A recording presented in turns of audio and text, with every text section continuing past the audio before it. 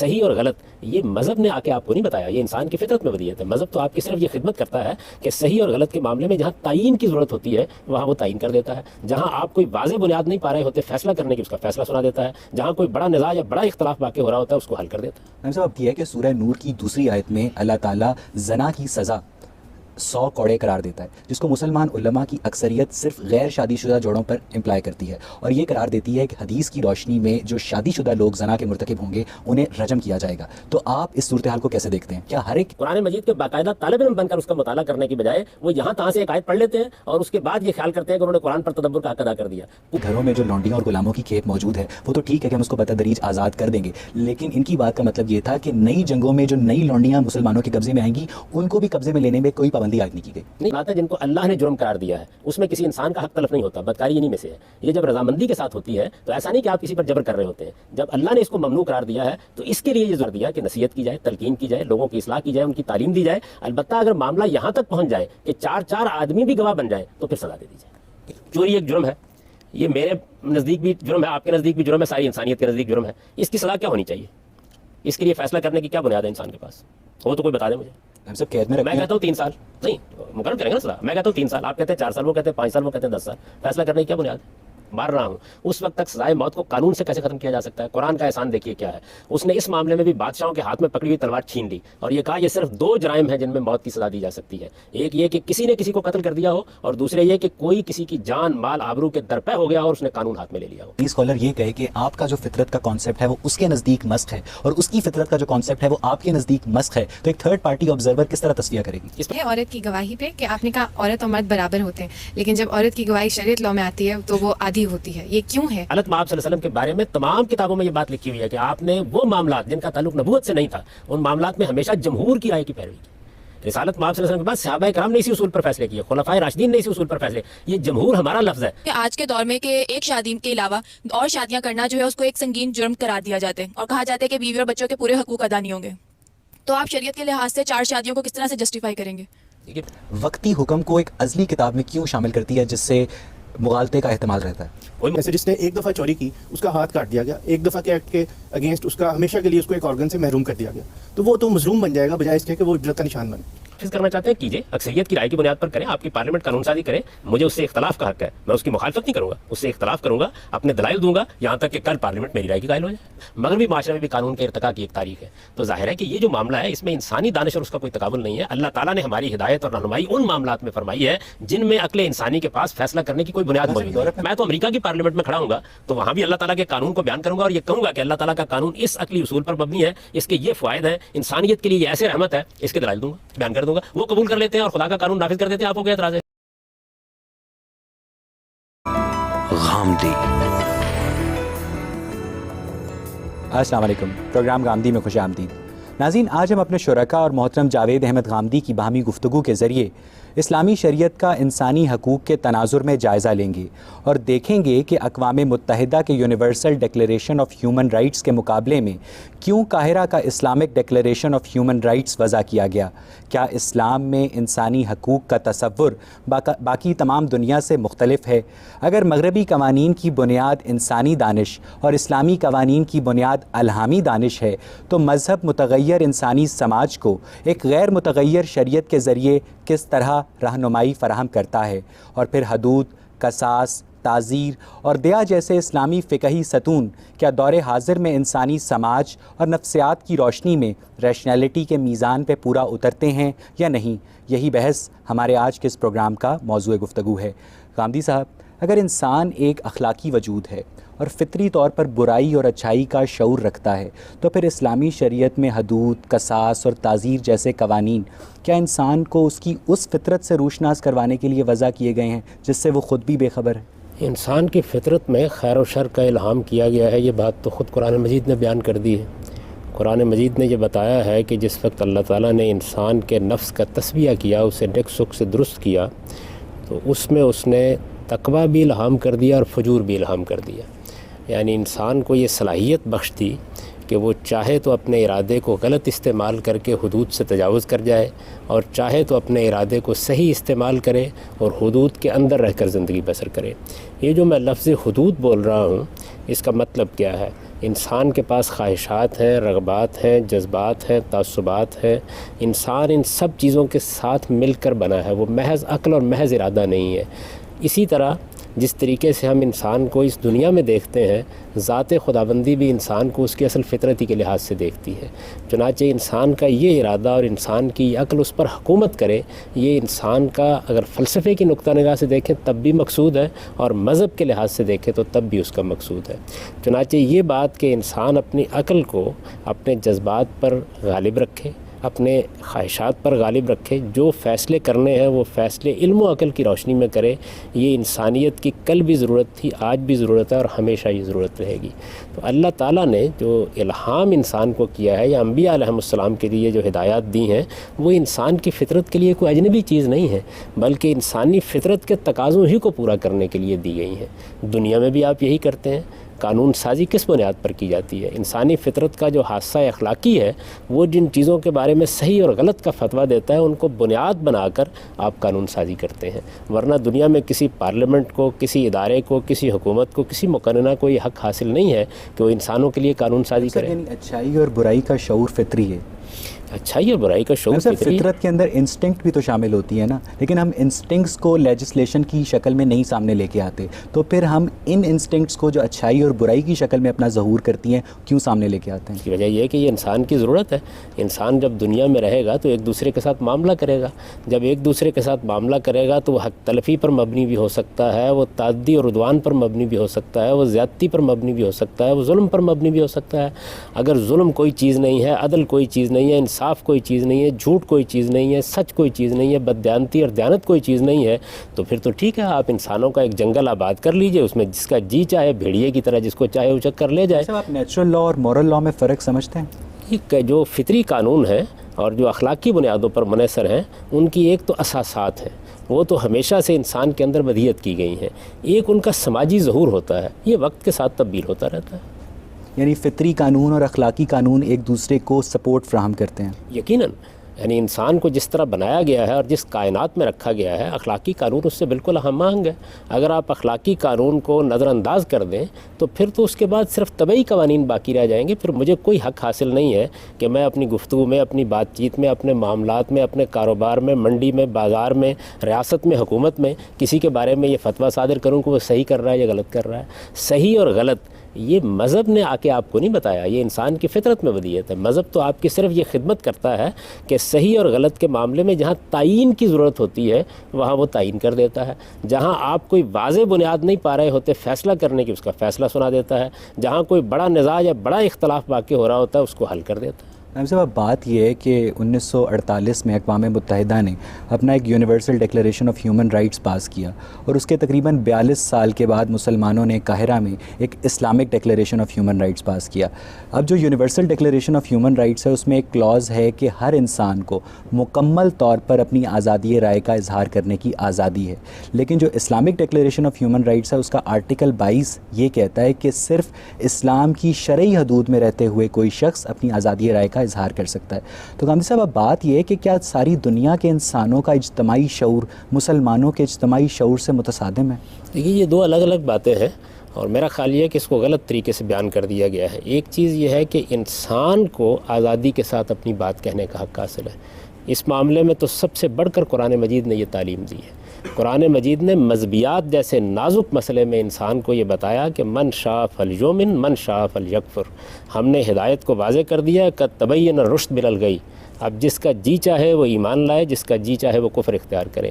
اللہ تعالیٰ نے فرمایا کہ دیکھو، میں نے دنیا تمہیں دے دی ہے، اس میں جو نعمتیں میں دے سکتا تھا میں نے دے دی ہیں، تمہارے اوپر میری غیر معمولی عنایت ہے، میں نے تمہیں زندگی دی ہے، زندگی کا مقصد عطا فرمایا ہے، اس زندگی کو ایک منزل دی ہے، لیکن اس سب کچھ کے باوجود تمہیں جو راستے دکھائے گئے ہیں اما شاکر و اما کفورا، تم چاہے تو خدا کے شکر گزار بندے بن کر رہو، چاہے تو خدا کے ناشکر بندے بن کر رہو۔ تو اللہ تعالیٰ نے جو آزادی انسان کو دی ہے یہ تو اس کی اسکیم کا عین تقاضا ہے۔ اللہ تعالیٰ نے قرآن مجید میں یہ بتایا کہ انسان دنیا میں بھیجا ہی اس لیے گیا ہے کہ اس کو ارادے اور اختیار کی آزادی دی جائے، اس کو زمین کا اقتدار بخشا گیا ہے۔ اس وجہ سے اقوام متحدہ کے ڈکلیریشن میں اس جس کا آپ نے حوالہ دیا ہے کوئی چیز قرآن و سنت کے خلاف نہیں ہے۔ یہ بات البتہ الگ ہے کہ جب ایک شخص اپنے آپ کو مسلمان ڈکلیئر کر دیتا ہے، وہ یہ کہتا ہے کہ میں ایمان لے آیا ہوں، پھر اس کی آزادی کی کچھ حدود ہیں، اس کو باہر نکلنے کا حق حاصل ہے، لیکن اندر رہ کر تو باہر ان حدود کے اندر ہی زندگی اس کو بسر کرنا ہوگی۔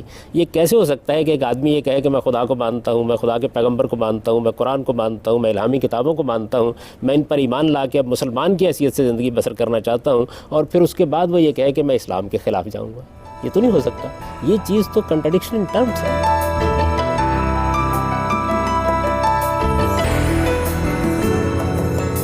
ساری دنیا کے انسانوں کا جو اجتماعی شعور ہے جس کا ظہور اقوام متحدہ کے ڈکلیریشن سے ہوا ہے، وہ مسلمانوں کے اجتماعی شعور سے ٹکرا سکتا ہے؟ یہ بالکل ہو سکتا ہے۔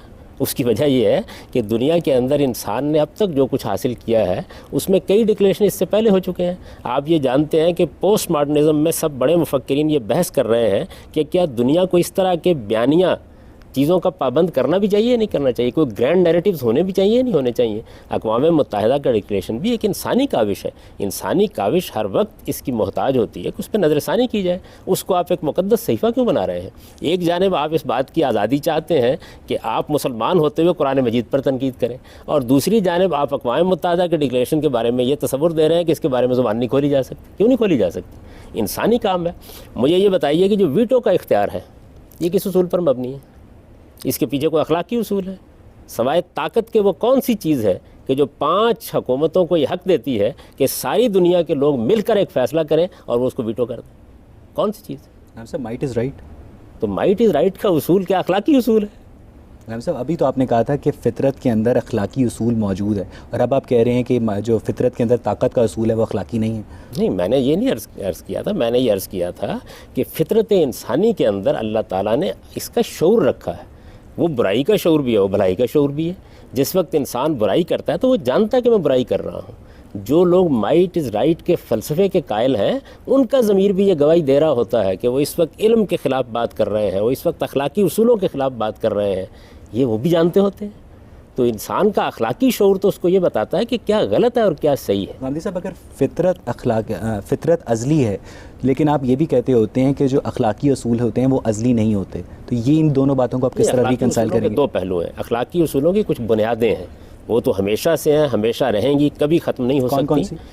جس طرح قرآن مجید نے اس کو بیان کر دیا ہے کہ انسان کا عدل کو چاہنا یہ ایک ایسی چیز ہے کہ جو کبھی ختم نہیں ہو سکتی، یہ انسان کی فطرت کا بنیادی تقاضا ہے۔ اسی طریقے سے انسان دوسروں کے معاملے میں یہ خواہش رکھتا ہے کہ وہ اس پر احسان کا اور ایثار کا رویہ اختیار کریں۔ یہ ایسی چیز ہے جو پوری انسانیت کے اندر مشترک ہے، اس کی بنیاد پر انسانیت کی تمام اقدار وجود پذیر ہوتی ہیں۔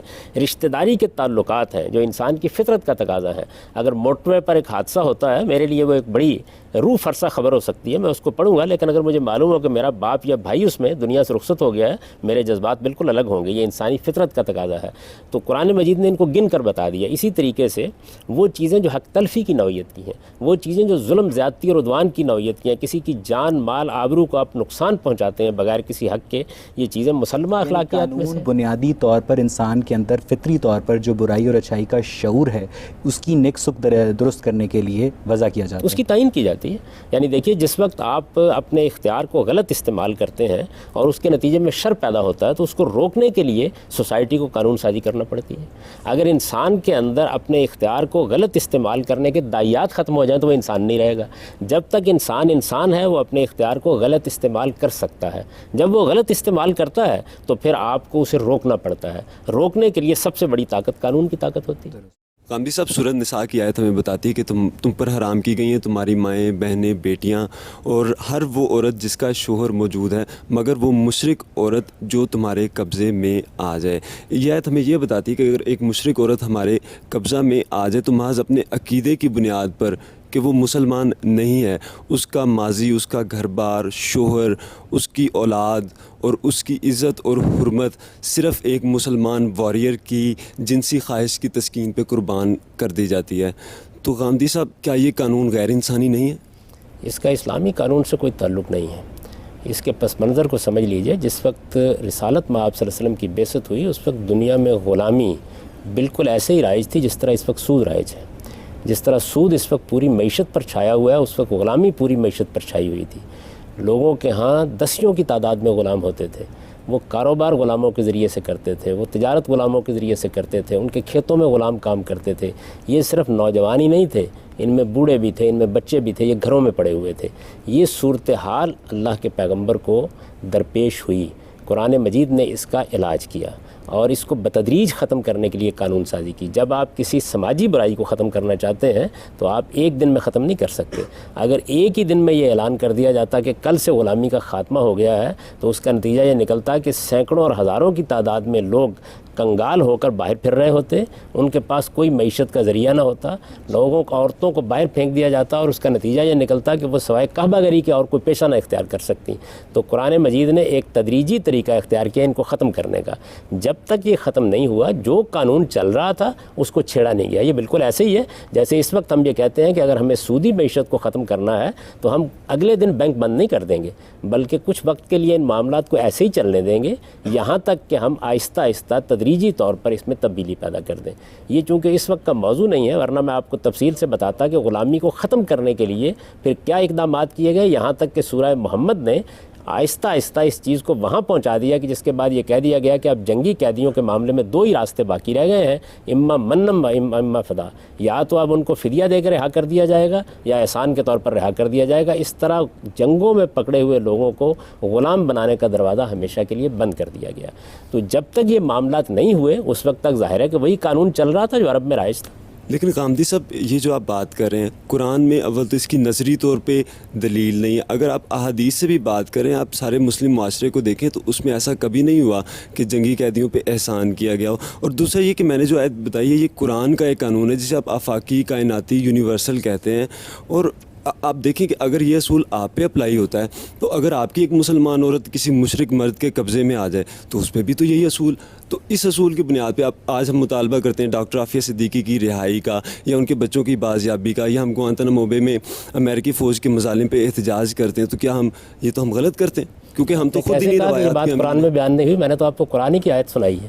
قرآن مجید کی سورہ محمد میں جب بدر کا واقعہ ہونے لگا ہے تو یہ اعلان کیا گیا کہ اب جنگی قیدی پکڑے جائیں گے تو ان کے لیے دو ہی صورتیں ہیں. یہ کوئی حدیث نہیں ہے، یہ قرآن کی آیت ہے. اما منم بعد و اما فدا. جب تم جنگی قیدی پکڑ لو تو اب اس کے بعد کسی کو غلام نہیں بنایا جا سکتا، یا اسے فدیہ لے کر رہا کر دیا جائے گا یا احسان کے طور پر رہا کر دیا جائے گا. پھر مکاتبت کا قانون سورہ نور میں نازل ہوا جس میں جو موجود قیدی تھے یا موجود غلام تھے، لونڈیاں تھیں، ان کی رہائی کے لیے ایک باقاعدہ قانون بنایا گیا جس کو مکاتبت کہا جاتا ہے. اس میں یہ بتایا گیا کہ یہ لوگ اگر ایک مخصوص عرصے میں اپنے آپ کو اپنے پاؤں پر کھڑا ہونے کا اہل ثابت کر دیں تو ان کو لازماً رہا کر دیا جائے گا. یہ اس پورے کے پہلے پس منظر کو سمجھیے وہ کیا چیز ہے. اس آیت میں یہ بتایا گیا ہے کہ جب تک اس قانون کا نفاذ نہیں ہوتا اس وقت تک ظاہر بات ہے کہ معاملات اسی طریقے سے چلیں گے. تو قرآن مجید پورے کو سامنے رکھ کے سمجھا جاتا ہے. میں نے کوئی حدیث نہیں سنائی، کوئی واقعہ نہیں سنایا، یہ سب قرآن ہے. اس وجہ سے ہم مطالبہ کرنے کا حق رکھتے ہیں ڈاکٹر عافیہ صدیقی کے بارے میں.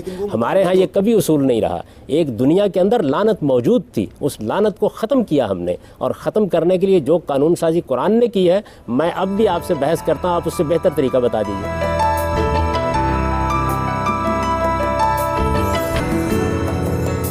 آپ کے گھروں میں جو لونڈیوں اور غلاموں کی کھیپ موجود ہے وہ تو ٹھیک ہے کہ ہم اس کو بتدریج آزاد کر دیں گے، لیکن ان کی بات کا مطلب یہ تھا کہ نئی جنگوں میں جو نئی لونڈیاں مسلمانوں کے قبضے میں آئیں گی ان کو بھی قبضے میں لینے میں کوئی پابندی عائد نہیں کی گئی. نہیں، یہ بات نہیں ہے.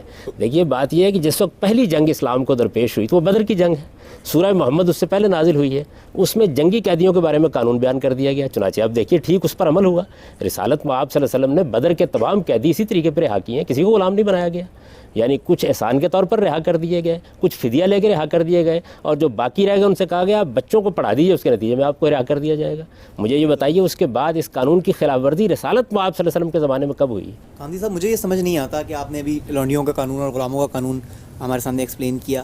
سورہ معارج کی آیت نمبر 30 کو حوالہ بنا کر صاحب تفہیم القرآن لکھتے ہیں کہ لونڈیوں کے ساتھ ایک طرف جنسی تعلقات بھی جائز ہیں اور اس کے لیے کسی نکاح کی بھی ضرورت نہیں ہے، دوسری طرف اسلام یہ کہتا ہے کہ اگر آپ بغیر نکاح کے جنسی تعلقات رکھتے ہیں تو وہ زنا کے زمرے میں آئیں گے اور 100 کوڑے کی سزا ہے۔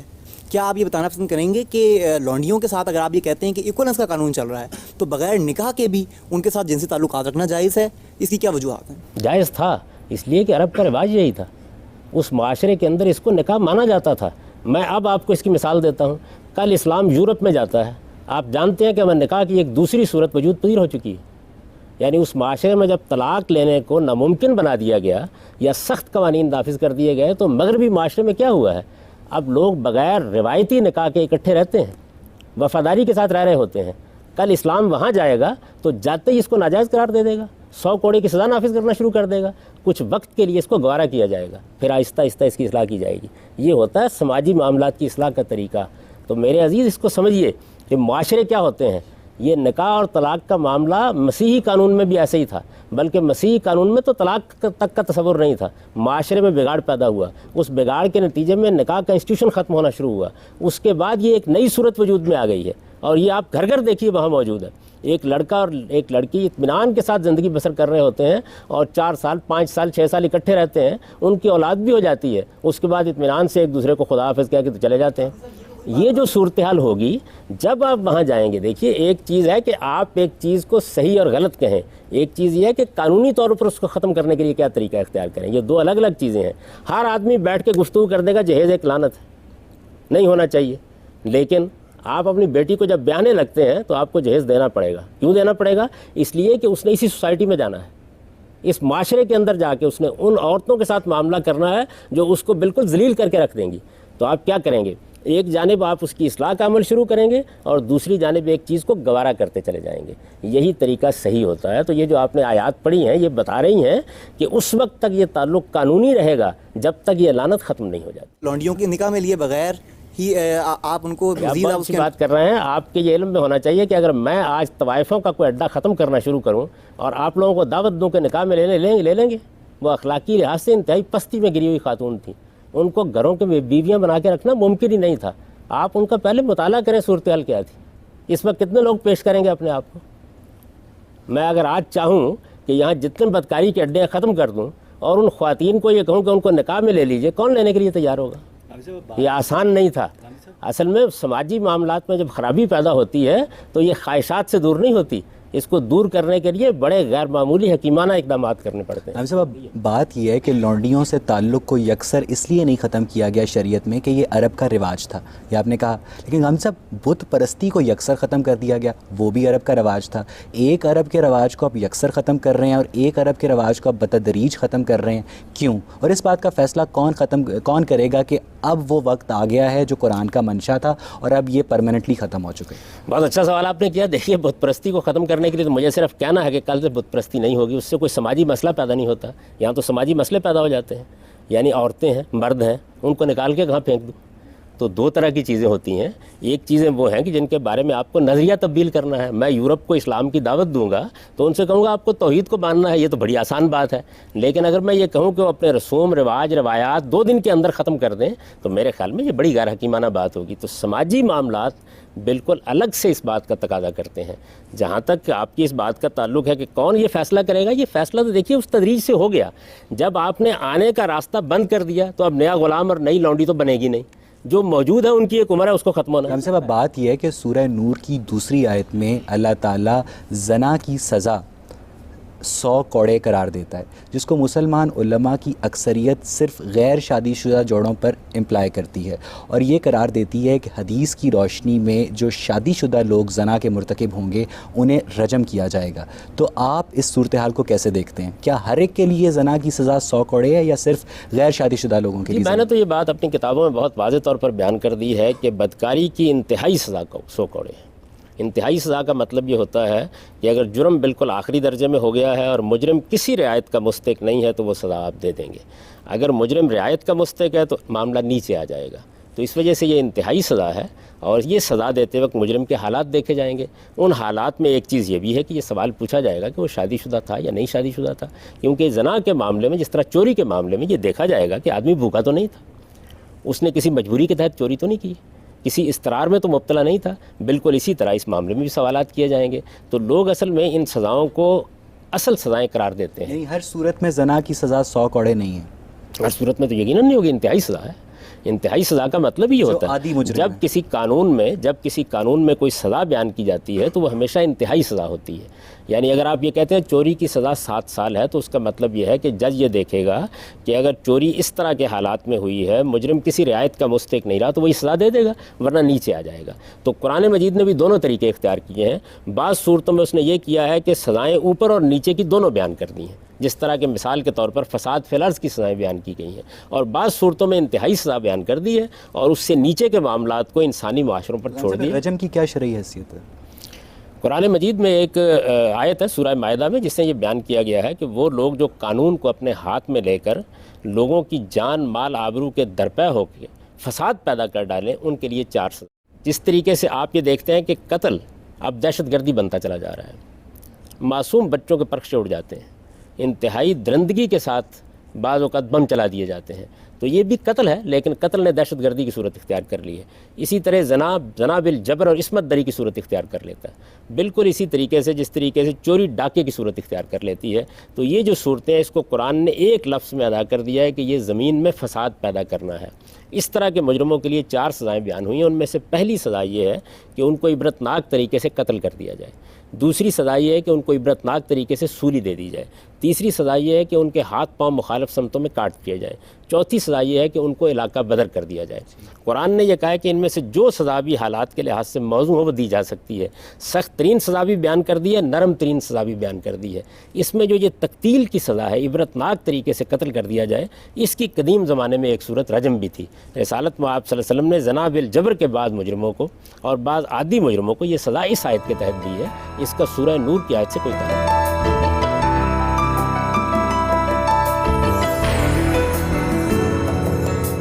سماجی معاملات مختلف ہیں اور باقی معاملات مختلف ہیں, جیسے بتوں کی پوجا سے منع کرنا وغیرہ. شراب کی حرمت کا تعلق سماجی معاملے سے ہے یا یہ دوسرا معاملہ ہے کہ منع کر دیا تو منع ہو جاؤ؟ یہ بات یہ ہے کہ شراب تو ہمیشہ سے ممنوع رہی ہے. قانون کا نفاذ کب کیا گیا؟ اس میں لوگوں کو ایک وقت تک کے لیے مہلت دی گئی, اور جب کسی انسان کی عادت چھڑانی ہو تو اس کے لیے بھی مہلت دینا ہوتی ہے. ایک نظریے کو تبدیل کرنا اور چیز ہے سگریٹ چھڑوانا. یعنی میں آپ کے ساتھ گفتگو کر سکتا ہوں توحید اور رسالت پر, ممکن ہے ایک ہی نشست میں آپ رسالت کو بھی مان لیں توحید کو بھی مان لیں, لیکن اگر آپ سگریٹ کے عادی ہیں اور آپ سے کہا جائے کل سے آپ کو روزہ رکھنا ہوگا تو اس کے لیے آپ کو مہلت دینا پڑے گی. انسانی عادات کے معاملے میں مہلت دینا ہوتی ہے, سماجی معاملات میں مہلت دینا ہوتی ہے. یہی حکمت ہے جو قرآن نے سکھائی ہے. اصل میں ہم تو مولویوں سے یہ کہتے ہیں کہ خدا کے لیے اس حکمت کا مطالعہ کرو. جب آپ کسی سوسائٹی کو دین پہنچا رہے ہوتے ہیں تو کہاں سے شروع کریں گے؟ سیدہ عائشہ نے دیکھیے کتنی خوبصورتی سے اس بات کو بیان کی ہے کہ رسالت میں آپ صلی اللہ علیہ وسلم نے سب سے پہلے آ کے لوگوں کے ایمانیات کو موضوع بنایا, ان کو توحید کی دعوت دی. اگر پہلے دن آپ عرب معاشرے میں آ کے یہ کہتے کہ زنا چھوڑ دو تو کوئی بھی نہ چھوڑتا. تو کسی معاشرے کی اصلاح کرنے کے لیے اس معاشرے کا مطالعہ کرنا ضروری ہوتا ہے. قرآن کو پڑھتے وقت بھی آپ یہ سمجھیے کہ قرآن کے 2 پہلو ہیں. ایک پہلو سے وہ ابدی قانون بیان کر رہا ہوتا ہے اور دوسرے پہلو سے اس وقت کی اصلاح کا پروگرام بیان کر رہا ہوتا ہے. ان دونوں چیزوں کو لوگ خلط ملط کر دیتے ہیں, اس لیے کہ وہ کرتے کیا ہیں, قرآن مجید کے باقاعدہ طالب علم بن کر اس کا مطالعہ کرنے کی بجائے وہ یہاں تہاں سے ایک آیت پڑھ لیتے ہیں اور اس کے بعد یہ خیال کرتے ہیں کہ انہوں نے قرآن پر تدبر کا حق ادا کر دیا. پورے قرآن کو سامنے رکھ کے دیکھیے وہ 2 کام کر رہا ہوتا ہے. یعنی ایک جانب وہ ایک ابدی قانون بیان کرے گا اور دوسری جانب اس وقت کے معاشرے کی اصلاح کرنے کے لیے اقدامات کرے گا. اس میں اس کو بہت سے وہ معاملات جو ہیں ان سے صرف نظر کرنا پڑتا ہے, اور یہ صرف نظر شراب کے معاملے میں بھی کیا گیا. شراب کبھی جائز نہیں تھی. ایک چیز کو قانوناً کب منع کرنا ہے؟ سود جائز نہیں ہے, آپ کے ملک میں چل رہا ہے, قانوناً کب منع کرنا ہے؟ اس کے لیے معیشت دیکھنی پڑے گی, بینکاری کا نظام دیکھنا پڑے گا, متبادلات دیکھنے پڑیں گے, اس کے بعد منع کیا جائے. حضور صلی اللہ علیہ وسلم کے حوالے سے لکھا ہوا ہے کہ مجھے اس مذہب کو پھیلانے کے لیے بھیجا گیا, ایز اے میسنجر بھیجا گیا, not the guardian of faith. تو جب ان کے بارے میں کہ صرف بات بتاؤ اور گارڈین آف فیتھ مت بنو تو ہم کیوں روکتے ہیں قوانین وضع کر کے؟ کس چیز کو روکتے ہیں؟ یعنی ہم ان مسلمہ برائیوں کو روکتے ہیں جن کو ساری انسانیت روکتی ہے. لیکن ہم نے اس کا مذہب سے کیا تعلق کر دی ہے, آپ کا کام ہے آپ کریں, آپ کا کام ہے نہ کریں, میں آپ کو کیوں روکوں؟ اس کا مذہب سے کیا تعلق ہے؟ جب آپ کے پاس ایک حکومت ہوگی, دیکھیے ایک روکنا وہ ہے کہ میرے پاس اختیار اور اقتدار نہیں ہے تو میں کم تولنے والے کو نصیحت ہی کروں گا, اس کے سوا کچھ نہیں کر سکتا. مجھے حق نہیں ہے کہ میں اس کا ہاتھ پکڑ لوں, لیکن اگر میرے پاس اقتدار ہے تو پھر میں کم تولنے والے کا ہاتھ پکڑوں گا. اس کا تعلق مذہب سے نہیں ہے, اس کا تعلق تو مسلمہ اخلاقیات سے. یہ حق تو آپ کو انسانیت دیتی ہے. یعنی یہ کیسے ہو سکتا ہے کہ ایک آدمی بازار میں کھڑا ہوا کسی کو مار رہا ہو اور آپ اس کا ہاتھ نہ پکڑیں؟ اس کی وجہ یہ ہے کہ میں تو بس نصیحت ہی کر سکتا ہوں. جب آپ کے پاس طاقت ہوگی تو آپ ہاتھ پکڑیں گے. تو طاقت کا استعمال اگر آپ کر رہے ہیں اپنے دائرہ اختیار میں، پہلی بات یہ، اور دوسری یہ کہ صحیح اصول کے اوپر، تو دنیا بھر میں کیا جاتا ہے. یہ سب حدود میں ایویڈنس سٹینڈرڈ پہ بہت زیادہ آبجیکشن ہے. زنا ثابت کرنے کے لیے 4 گواہ کی ضرورت ہے، جبکہ یہ ایک ایسا اوفینس ہے جو کہ سیکریسی میں ہوتا ہے، نہ کہ پبلک پلیس پہ. تو کیا اسلام کا مقصد اس کے پیچھے یہ تو نہیں کہ ہم نے اس کی زنا کی سزا ہی نہیں دینی، یا اس کا مقصد ایسا ہو کہ زانی جو ہے وہ قابل معافی ہو؟ جرائم 2 طرح کے ہیں. ایک جرائم وہ ہوتے ہیں جس میں کسی دوسرے کا حق تلف ہوتا ہے، مثال کے طور پر چوری کی، مثال کے طور پر ڈاکہ ڈالا، مثال کے طور پر زنا بالجبر کا ارتکاب کر لیا. اس طرح کے معاملات کے اندر قرآن مجید نے یا اللہ تعالیٰ کے پیغمبر نے کوئی نصاب شہادت مقرر نہیں کیا. قاضی کی ثوابدید ہے، وہ جس طرح چاہے کسی جرم کے ثبوت کے ذرائع اکٹھے کرے اور اپنے اطمینان کی بنیاد پر سزا دے دے. ایک وہ معاملات ہیں جن کو اللہ نے جرم قرار دیا ہے، اس میں کسی انسان کا حق تلف نہیں ہوتا. بدکاری انہی میں سے ہے. یہ جب رضامندی کے ساتھ ہوتی ہے تو ایسا نہیں کہ آپ کسی پر جبر کر رہے ہوتے ہیں. جب اللہ نے اس کو ممنوع قرار دیا ہے تو اس کے لیے یہ ضرور دیا کہ نصیحت کی جائے، تلقین کی جائے، لوگوں کی اصلاح کی جائے، ان کی تعلیم دی جائے. البتہ اگر معاملہ یہاں تک پہنچ جائے کہ 4 آدمی بھی گواہ بن جائے تو پھر سزا دے دی جائے. تو یہ 2 الگ الگ چیزیں ہیں، ان دونوں کو الگ الگ سمجھ لینا چاہیے. اس طرح کا معاملہ چونکہ ایک شخص کی حیثیت عرفی کو ہمارے معاشرے میں ختم کر دیتا ہے، اس لیے یہاں ثبوت کا بڑا کڑا طریقہ اختیار کیا گیا تاکہ سزا اس وقت آ کر دی جائے جب کوئی اور چارہ باقی نہ رہ جائے. یہ وہی اصول ہے کہ جرم آخری درجے میں ہو جائے اور مجرم کسی رعایت کا مستحق نہ رہے. یہ فرق بات یہ ہے کہ سورہ نور کی جو 6 اور 7ویں آیت ہے، اس کی روشنی میں اگر زنا کا صرف ایک عینی شاہد ہو تو وہ 4 بار قسم کھا کر 4 گواہوں کی ضرورت پوری کر سکتا ہے، اور دوسری طرف 8ویں اور 9ویں آیت کی روشنی میں جو ملزمہ ہے وہ بھی 4 بار قسم کھا کر اس الزام سے بچ سکتی ہے. تو اب اس کی روشنی میں کلاسیکل اسلامک جورسپروڈنس میں، جس میں DNA وغیرہ نہیں شامل، آپ زنا کے جرم اور اس کی سزا کا تعین کیسے کریں گے؟ یہ میں سمجھ نہیں سکا کہ آپ نے کہاں سے یہ ملزم اور ملزمہ اور مجرم اور مجرمہ نکالے ہیں. وہ تو میاں بیوی کا معاملہ ہے. یعنی اگر کوئی آدمی اپنی بیوی پر الزام لگاتا ہے یا بیوی شوہر پر الزام لگاتی ہے، اس معاملے سے کیسے نمٹا جائے؟ اس میں قرآن مجید نے یہ طریقہ اختیار کیا ہے کہ اگر ایک شوہر اپنی بیوی پر یہ الزام لگا رہا ہے تو وہ 4 مرتبہ قسم کھائے گا، 5ویں مرتبہ اپنے اوپر لعنت بھیجے گا، اور بیوی کو بھی حق دیا جائے گا کہ وہ بھی اس کی قسموں کو اپنی قسموں سے باطل کرے. شوہر اور بیوی کا لفظ استعمال ہوا ہے؟ جی بالکل، ازواجہم کے الفاظ ہیں. وہاں بیوی اور شوہر کا مسئلہ زیر بحث ہے، اس کا عام لوگوں سے کوئی تعلق نہیں ہے. اور اس میں بھی بڑا حکیمانہ قانون دیا ہے، اس لیے کہ ایک گھر کا معاملہ ہے، اس گھر کے اندر ہے کہ شوہر اور بیوی کے درمیان وفاداری مشتبہ ہو گئی ہے، تو اس معاملے کو کیا گواہوں پر چھوڑا جائے گا؟ اس کے لیے ایک بڑا حکیمانہ طریقہ اختیار کر لیا. تو پھر کیسے تعین ہوگا اس جرم اور سزا کا جو میاں بیوی کے مابین ہوا ہے؟ یہ بات یہ ہے کہ شوہر نے 4 مرتبہ قسم کھا کر 4 قسمیں اس نے کھا لی، 4 قسمیں اس نے کھا لی، صاحب برابر ختم کر دیا جائے گا معاملے کو. اس کا مطلب یہ ہے کہ پھر آپ نکاح ختم کر کے تفریق کر دیں گے، سزا نہیں دے سکتے. صحیح. اس سے بہتر طریقہ اور کیا ہو سکتا ہے اس طرح کے معاملے میں؟ ٹھیک. اگر ایویڈنس سٹینڈرڈ میں اس قدر لچک ہے تو کیوں ہمارے قوانین جو ہیں وہ تبدیل نہیں کر دیے جاتے ایویڈنس سٹینڈرڈ کے لحاظ سے زنا میں؟ میں تو ہمیشہ یہ چاہتا ہوں کہ تبدیل ہونے چاہیے یہ قوانین. میں نے تو اس کے لیے بڑی جنگ لڑی ہے، بہت دلائل دیے ہیں، لوگوں کو بتایا ہے کہ اسلام کیا چاہتا ہے اور آپ کیا بیان کر رہے ہیں. ہمارا جو اس وقت قانون شہادت بنا ہوا ہے اور اسلام کی روشنی میں بنایا گیا ہے وہ ایک مسخ شدہ چیز ہے. تو اس کی بنیاد پر آپ بات نہ کریں، قرآن کی بنیاد پر بات کریں. قرآن آپ کے گھروں میں موجود ہے، اللہ کی کتاب ہے. اس چیز کو آپ پڑھیں اور دیکھیں کہ کتنی حکمت پر مبنی ہے، کس طرح انسانی سماج کو وہ درست کرنے کی تعلیم دیتا ہے، کس کس جگہ سے انسان کو یہ سمجھاتا ہے کہ آپ کو معاملہ کیسے کرنا ہے. ہم قرآن مجید کا مطالعہ کرتے ہیں یا اس مقصد کے لیے کہ ہمیں اپنی تائید میں کوئی آیت چاہیے ہوتی ہے اور یا اعتراض ڈھونڈنے کے لیے. آپ تدبر کے ساتھ مطالعہ کریں کہ وہ کیا بات کس موقع پہ کر رہا ہے اور کس چیز کو بیان کر رہا ہے.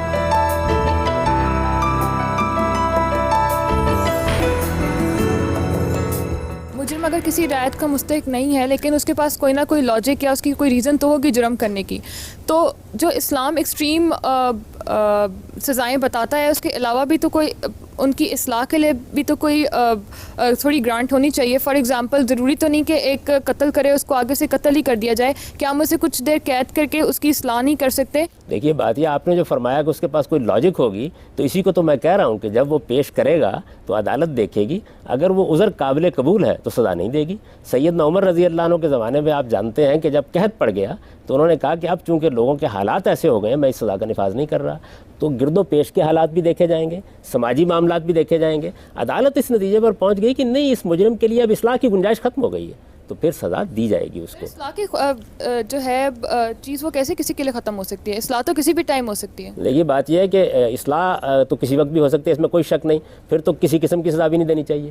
اس کی وجہ یہ ہے کہ پھر اصلاح تو کسی وقت بھی ہو سکتی ہے، آدمی کی اطمینان کے ساتھ انہیں کہنا چاہیے کہ چلیے آپ جائیے۔ آپ مجھے یہ بتائیے کہ ایک بڑا واقعہ ہوا ہمارے ساتھ، طالبان کی طرف سے یہ بات کہی گئی کہ ہم یہاں پہ اپنی حکومت قائم کر کے بیٹھے ہوئے اور ہم نے کچھ لوگوں کو پناہ دے رکھی ہوئی ہے۔ امریکہ میں ایک واقعہ ہو گیا، اس کے بعد امریکہ نے فیصلہ کیا کہ وہ یہاں اقدام کرے گا، یعنی کچھ مراحل سے گزرنے کے بعد اس میں پھر ماہرین نفسیات وہاں بھیجے گئے، اصلاح کرنے کے لیے اصلاح خانے بنائے گئے۔ یعنی کچھ وقت ایسے آ جاتے ہیں، میں اس وقت یہ نہیں کہہ رہا کہ انہوں نے درست کیا یا غلط کیا، جس وقت آپ کو اقدام کرنا پڑتا ہے۔ آپ کے یہاں اس وقت ملک کے اندر جو صورتحال پیدا ہوئی ہے، وہ لوگ کہ جو دہشت گردی کا ارتکاب کرتے ہیں، جو معصوم لوگوں کو مار ڈالتے ہیں، اگر اس طرح کا مجرم کبھی آپ کی گرفت میں آ جائے، اس ماں کے جذبات ذرا مجھے بتائیے جس کو آپ اصلاح کی اس وقت تلقین کرنے کے لیے بیٹھیں گے، جس کے بچے کے پرخچے اڑا دیے گئے ہیں۔ اس وجہ سے مجرموں کے معاملے میں صرف اصلاح ہی نہیں ہوتی، اگر آپ اصلاح کا قانون نافذ کر دیں گے تو یہ جرم کو شہ دینے کے مترادف ہوگا، اس کی سزائیں بھی مقرر کی جاتی ہیں اور اصلاح کے امکانات بھی پیدا کیے جاتے ہیں۔ انسان میں اور خدا میں یہی فرق ہے، انسان اصل میں یک رخا ہوتا ہے، اس پر اصلاح کا جذبہ غلبہ پالے گا تو مجرم کو بھی معاف کرنے کے لیے تیار ہو جائے گا، اور اس کے اوپر جرم کی سزا دینے کا داعیہ سوار ہو جائے گا تو مجرموں کو کولوں میں پیسنا ڈالنا شروع کر دے گا۔ اللہ تعالیٰ نے اسی لیے قانون دیا تاکہ آپ اعتدال اور توازن کے ساتھ معاملہ کریں۔ اور دیکھیے کتنا اچھا دیا ہے، آپ نے قتل کی بات کی، قتل کے معاملے میں یہ صرف قرآن ہے جس نے یہ راستہ کھولا ہے کہ اگر مقتول کے وارث معاف کر دیتے ہیں تو پھر دیت پر معاملہ کر لیا جائے۔ کیوں کھولا ہے؟ اسی لیے کھولا ہے کہ اصلاح کے مواقع رہیں، انتقام کے جذبات کم کیے جائیں، لوگوں کے مابین صلح کرا دی جائے، تو ہر جگہ اس اصول کو قائم رکھا ہے، لیکن سزا ایک آخری درجے کی ہونی چاہیے۔ اگر قانون کے آپ ہاتھ باندھ دیں گے تو پھر اس کے بعد کتنے لوگ ہوں گے کہ جو لوگوں کی جان مال آبرو کے لیے خطرہ بن کے کھڑے ہو جائیں۔ صاحب بات یہ ہے کہ آپ اسلامی شریعت کی تمام سزاؤں کو میکسیمم پینلٹی قرار دے رہے ہیں، اس کے بیچ کا جو ٹرانزیشن پروسیس ہے اس پر مذہب کوئی روشنی نہیں ڈالتا، نمبر ایک۔ نمبر دو، جو مسلمان فقہا کی جو اکثریت ہے وہ ان سزاؤں کو حتمی، ابدی اور ایبسولوٹ ہر حال میں مانتی ہے۔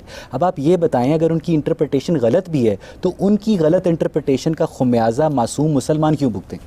میں نے تو آپ کی خدمت میں یہ عرض کیا ہے کہ سیدنا عمر رضی اللہ عنہ سے بڑا کون ہو سکتا ہے، انہوں نے تو حالات کی رعایت کی ہے اور حالات کی رعایت سے یہ سزائیں دی ہیں۔ یہ جو بات آپ نے کہی کہ باقی معاملات میں مذہب رہنمائی نہیں کرتا، جب اس نے ایک ایکسٹریم پنشمنٹ مقرر کر دی تو اب آپ اس کے نیچے آ سکتے ہیں نا، اوپر تو نہیں جا سکتے۔ آپ کے لیے حد مقرر کر دیے، اس کے بعد آپ قانون سازی کیجئے، وہ قانون سازی آپ اپنی پارلیمنٹ میں کر سکتے ہیں۔ تمام معاملات میں مذہب کا کام یہ نہیں ہے کہ وہ آپ کی رہنمائی کرے، وہ رہنمائی صرف ان معاملات میں کرتا ہے جن میں انسانی عقل کے سخت غلطی کھانے کا امکان ہوتا ہے یا انسان کے پاس فیصلہ کرنے کی کوئی بنیاد نہیں ہوتی۔ سزاؤں کے معاملے کو لے لیجئے، چوری ایک جرم ہے، یہ میرے نزدیک بھی جرم ہے، آپ کے نزدیک بھی جرم ہے، ساری انسانیت کے نزدیک جرم ہے۔ اس کی سزا کیا ہونی چاہیے؟ اس کے لیے فیصلہ کرنے کی کیا بنیاد ہے انسان کے پاس؟ ہو تو کوئی بتا دیں مجھے۔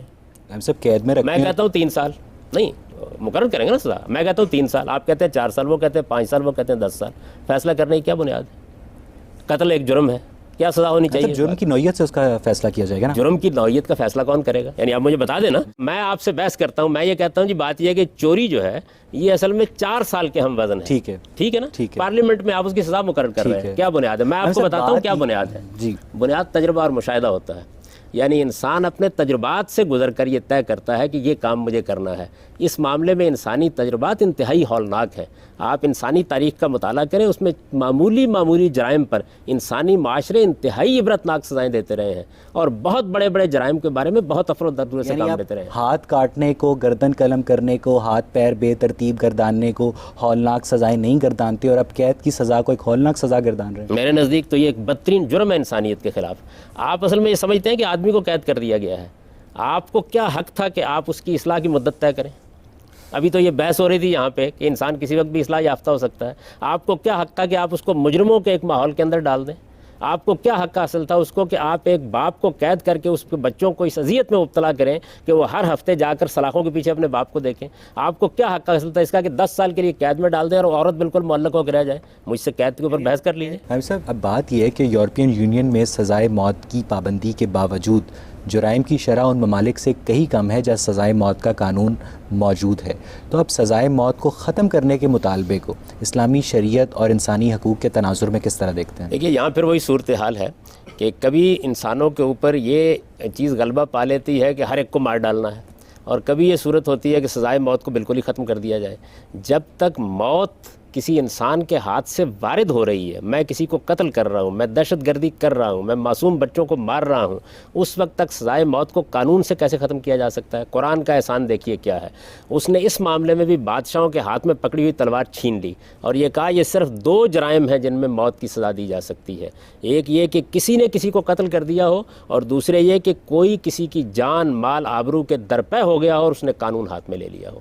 تو متعین کر دیا کہ یہ 2 جرائم ہیں، ان جرائم کے علاوہ کسی جرم میں موت کی سزا نہیں دی جا سکتی. قتل کی سزا قتل ہے، قتل کی سزا قتل ہے. اگر مقتول کے وارثوں نے معاف کر دیا ہے تو عدالت اس کو معاف کر سکتی ہے. یعنی کہ امیر آدمی قتل کرے اور غریب اس کو کمپنسیشن لے کر آرام سے مزے کی زندگی جیے، تو مذہب کو اس پہ یعنی کہ قانون کو اس پہ کوئی ہم نے مقتول کے وارثوں پر یہ بات چھوڑی ہے. غریب اور امیر کا سوال نہیں ہے. اگر دیت پر معاملہ ہو جاتا ہے تو سوسائٹی مدد کرے گی، ریاست مدد کرے گی. منی از اے بگ ٹیمپٹیشن. اچھی بات ہے، ایک آدمی کی جان بچا لی ہم نے، ان کے لیے بھی بندوبست کر دیا. اگر وہ دینے کے قابل نہیں ہے تو سوسائٹی آگے بڑھ کے ادائیگی کر دے گی.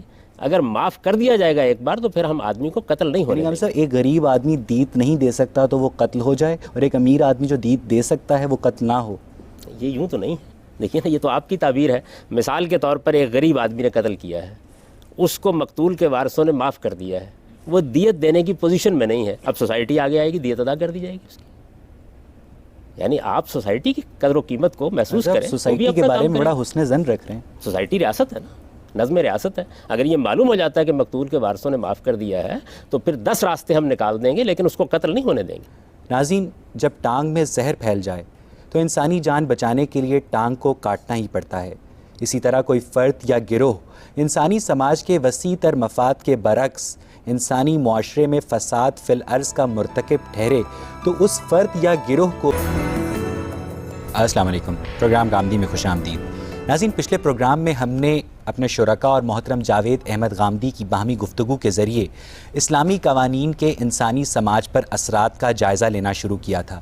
آج ہم اسی گفتگو کو مزید آگے بڑھائیں گے اور دیکھیں گے کہ مذہبی قوانین کا 21ویں صدی کے معاشرے پر اطلاق کون کون سے معاملات میں ایک تنقیدی شعور میں سوالات کو جنم دیتا ہے.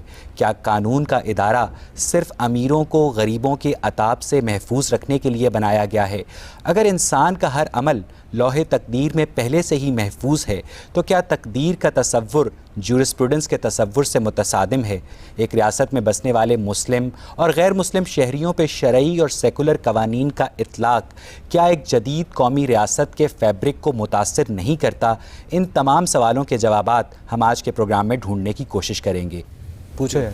ہاں جی، میں نے آپ سے یہ پوچھنا تھا کہ آپ یہ کہہ رہے ہیں کہ تجربے کی بنیاد پر آپ ایک فیصلہ کریں گے کہ اس بندے نے یہ گناہ کیا، اس سے کم سزا اس کو یہ ملے گی. آپ کا تجربہ الگ ہے، میرا الگ ہے. آپ کا فہم الگ ہے، میرا الگ ہے. آپ کا فقہ الگ ہے، میرا الگ ہے. ہر ایک کوئی اپنی اپنی عدالتیں بنا کے کھڑا ہو جائے. جس طرح آج کل مسجدیں بن گئی اپنی اپنی الگ الگ، اس طرح مسجدیں بنا کے کھڑے ہو جائیں، اس سے فساد نہیں ہوگا. تو آپ اس کے بارے میں کیا کہیں گے کہ آپ کہہ رہے ہیں کہ اس لیول تک قرآن نے بتایا ہوا ہے، اس سے کم جتنی مرضی دے دو، آپ کا فہم جو کہے گا وہ کر دو. کیا یہ ٹھیک ہے؟ دیکھیے، بات یہ ہے کہ انسانی فہم کو جب آزادی دی جائے گی تو میں اپنی ذات کے لیے اپنا فیصلہ کر سکتا ہوں، آپ اپنی ذات کے لیے اپنا فیصلہ کریں گے. جب کوئی قانون بنانا ہوگا تو پارلیمنٹ میں زیر بحث آئے گا اور وہاں اکثریت کی رائے فیصلہ کن قانون بنائے گی پارلیمنٹ کو ہم بنائیں گے. اگر ہمارا فہم ہی غلط ہے تو پارلیمنٹ کیسے صحیح کام کرے گی؟ پھر وہ اجتماعی فہم کی صورت اختیار کر لیتا ہے اور اکثریت کا فیصلہ نافذ ہو جاتا ہے. میں اگر اجتماعی فہم کو نہ مانوں تو پھر آپ کیا کہیں گے؟ آپ پھر کسی حکومت اور قانونی کو نہیں مانیں گے، پھر تو انارکی کی آپ تعلیم دیں گے.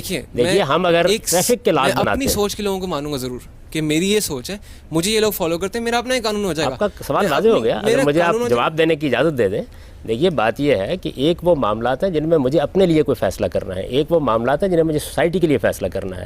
سوسائٹی کے لیے فیصلہ کرنے کا طریقہ قرآن نے یہ بتایا کہ امرہم شورا بینہم، یعنی لوگوں کے مابین رائے ہموار کی جائے گی، آپ اپنا نقطہ نظر بیان کریں گے، آپ قائل کیجئے لوگوں کو، اکثریت کی رائے قانون بن جائے گی۔ قانون بن جانے کا مطلب کیا ہے؟ آپ کو اس سے اختلاف کا حق ہے، آپ اس کی خلاف ورزی نہیں کر سکتے۔ خلاف ورزی اگر آپ کریں گے تو پھر انارکی پھیل جائے گی، پھر تو ہو سکتا ہے میں یہ کہوں جی کہ میں سرخ بتی پر رکنے کے لیے تیار نہیں ہوں۔ تو جو قانون بنائے جاتے ہیں وہ اس اصول پر بنائے جاتے ہیں کہ امرہم شورا بینہم۔ قرآن نے 2 اصول الگ الگ دے دیے، ایک اصول یہ دیا کہ خدا کا قانون کیا ہے، اور دوسرے یہ کہ اگر آپ کو فیصلہ کرنا ہے تو پھر وہ رائے عامہ کی بنیاد پر ہوگا اور اس میں اکثریت کی رائے فیصلہ کن قرار پائے گی۔ ناظرین صاحب، اب بات یہ ہے کہ اگر انسان کا ہر عمل لوح تقدیر میں پہلے سے ہی محفوظ ہے تو کیا تقدیر کا تصور جورسپروڈنس کے تصور سے متصادم نہیں ہے؟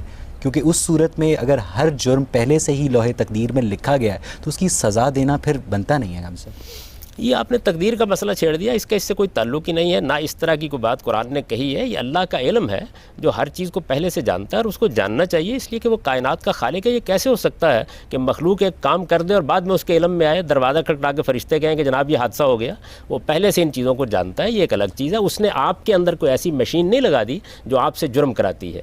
جرم کرانے کے لیے یہ ضروری ہے کہ آپ اپنے ارادے کو غلط استعمال کریں، تو آپ کو اس بات کا اختیار دیا گیا ہے، آپ چاہیں تو اپنا ارادہ صحیح استعمال کریں، چاہیں تو غلط استعمال اللہ کریں۔ میاں کو پتہ تھا کہ جان ایف کینیڈی کو کون قتل کرے گا؟ اللہ تعالیٰ کو تو علم ہونا چاہیے۔ گاندھی صاحب، اللہ میاں کو پھر یہ بھی پتہ تھا کہ جان ایف کینیڈی کا قتل ہوگا؟ آپ اللہ تعالیٰ کے علم کو دنیا سے متعلق کیوں کرتے ہیں؟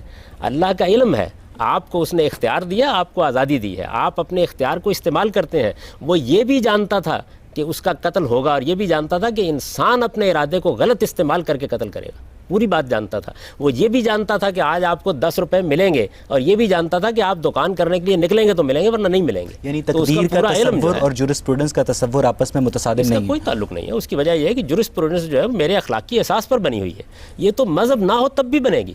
یعنی جن جگہوں پر مذہب موجود نہیں ہے، کیا وہاں عدالتیں بند ہو گئی ہیں؟ وہاں جرائم کی سزائیں دینا ختم کر دیا گیا ہے۔ آپ اپنے گرد و پیش کے ماحول میں کیا جزا و سزا کے تصور سے عاری ہو گئے ہیں؟ آپ جو ادارے بناتے ہیں ان کے اندر پنش نہیں کرتے کسی آدمی کو؟ جزا و سزا انسان کی فطرت میں موجود ہے۔ مذہب تو صرف آپ کی یہ خدمت کرتا ہے کہ اس جزا و سزا کے معاملے میں جہاں آپ کے پاس فیصلہ کرنے کی کوئی عقلی بنیاد نہیں ہوتی، وہاں خدا اپنا فیصلہ سنا دیتا ہے تاکہ نزاعات سے آپ بالا ہو جائیں۔ ٹھیک، پوچھو یار۔ جرائم کی سزائیں متعین کی جا چکی ہیں اور مطلب امپلیمنٹیشن بھی ہو رہی ہے، 1400 سال پہلے سے لے کے ابھی تک جیلیں بھی ہماری دیکھیں بھری پڑی ہیں، مگر یہ جرائم دن بدن بڑھتے جا رہے ہیں کم ہونے کی بجائے۔ تو یہ چونکہ سزائیں اصلاح کے لیے ہیں، تو آپ کیا سمجھتے ہیں کہ یہ یا تو چینج کر دینی چاہیے، سزائیں کوئی بدل دی جائیں، کوئی اس طرح کا نظام آئے؟ کیونکہ مطلب سزائیں اور لوگ تو دن بدن جرائم کی طرف راغب ہو رہے ہیں جا کے کم ہو۔ تو آپ اس کے بارے میں کیا دیکھتے ہیں؟ سزائیں اصلاح کے لیے نہیں ہوتی کبھی بھی، یعنی اس اصولی کو تبدیل کر لیجئے۔ سزا اصل میں مجرموں کے لیے کسی کو عبرت بنا دینے کے لیے ہوتی ہے، اصلاح کرنے کے لیے تعلیم کا، تلقین کا، خاندانی نظام کی حفاظت کا طریقہ اختیار کیا جاتا ہے۔ انسان کی اگر آپ اصلاح کرنا چاہتے ہیں تو اس کے ادارے بالکل الگ ہیں، اصلاح کبھی اس ذریعے سے نہیں ہوتی۔ اسی وجہ سے دیکھیے چوری کی سزا جہاں قرآن نے بیان کی ہے تو وہاں اس کی وجہ بیان کی ہے، بتایا جزاء بما کسب نکالا من اللہ، یہ اس کے اس جرم کی پاداش ہے، اس کی سزا ہے، اور اس کے ساتھ اللہ اس کو عبرت بنا دینا چاہتا ہے تاکہ آئندہ چوری کا ارتکاب کرنے والوں کو کان ہو جائیں۔ تو سزا کا مقصد یہ نہیں ہوتا، اصلاح کبھی سزاؤں سے نہیں ہوتی، نہ سزائیں اصلاح کرنے کے لیے ہوتی ہیں۔ یہ تو اصل میں جب مجرم آخری درجے پر پہنچ جاتے ہیں تو وہاں قانون پھر حرکت میں آتا ہے۔ قانون سے اصلاح جو معاشرے کرتے ہیں وہ ہمیشہ ناکام ہوتے ہیں۔ اصلاح تعلیم سے ہوتی ہے، تربیت سے ہوتی ہے، اداروں کو مستحکم کرنے سے ہوتی ہے، اعلیٰ روایات قائم کرنے سے ہوتی ہے، وہ ادارے جو قدرت نے قائم کیے ہیں جیسے خاندان کا ادارہ ہے اس کو محکم رکھنے سے ہوتی ہے۔